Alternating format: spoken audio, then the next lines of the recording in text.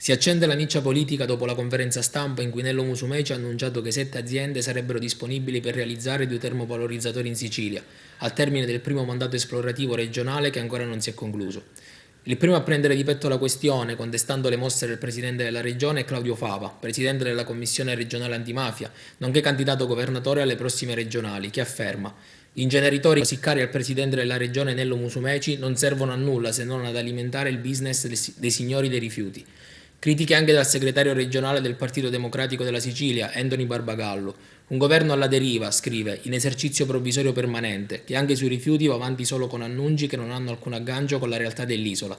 Nettamente contrari anche i 5 Stelle dell'Ars, con in testa il capogruppo pentastellato di Palazzo dei Normanni, Nuccio Di Paola, che afferma: campagna elettorale di chi ormai sente franare il terreno sotto i piedi, fatta, tra l'altro, in un mare di contraddizioni. La difesa di Musumeci. Siamo sulla buona strada per liberare la Sicilia dalla schiavitù delle discariche, una situazione che è resa ancora più pesante per la contiguità con ambienti spesso mafiosi e spregiudicati.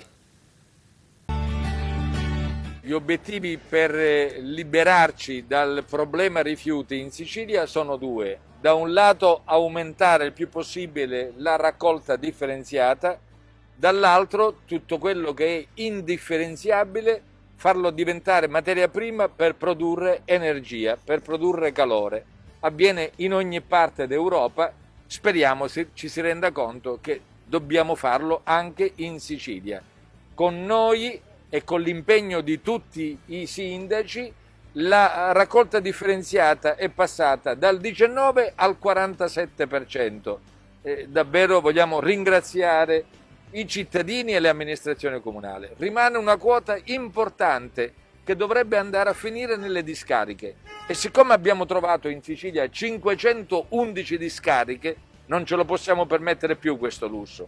2 termoutilizzatori consentiranno di produrre ricchezza, quindi energia, e di evitare di creare ancora discariche. La procedura è avviata, speriamo si concluda presto.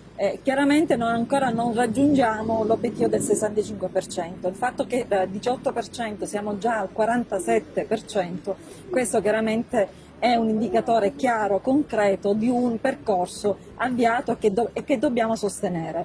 E proprio negli ultimi mesi il fatto che le 3 città metropolitane abbiano anche cambiato un po' la loro politica e hanno incrementato la differenziata ci fa ben sperare.